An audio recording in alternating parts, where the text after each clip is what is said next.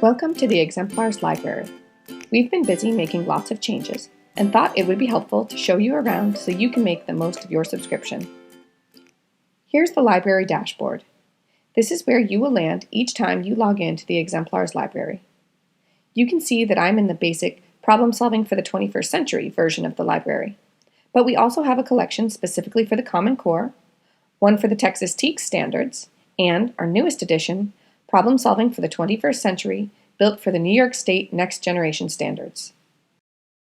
Along the right side of your dashboard are links to our Tools for Success section and our rubrics. Here we have a new button that will allow you to download a copy of our problem-solving procedure. If this isn't something you already use with your students, we highly recommend it. As you navigate to find a task for your students, you may notice two other new additions. First, as you scroll down into the preliminary planning sheet, just above the possible solutions section in all instructional tasks, you will see a small engagement image. Clicking on the image will enlarge it for you to project, print, or download and share with your students. These are meant to get students thinking and talking before they read the task. Maybe an image will trigger a personal or mathematical connection for a student, or clarify a word in the task.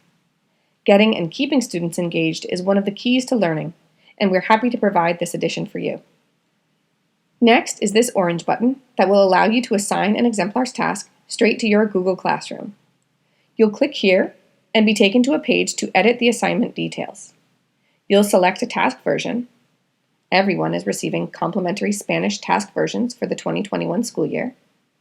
Select the class you'd like to assign it to, and enter any directions for your students.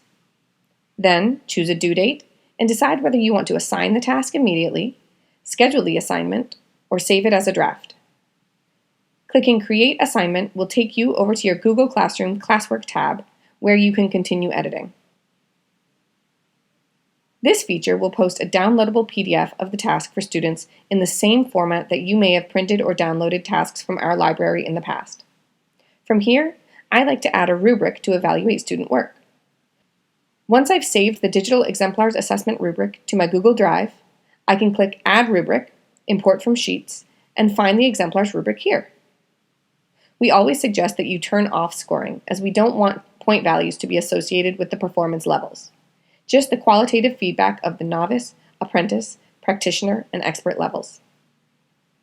We hope these additions save you time so you can focus on what matters most, teaching and supporting your students.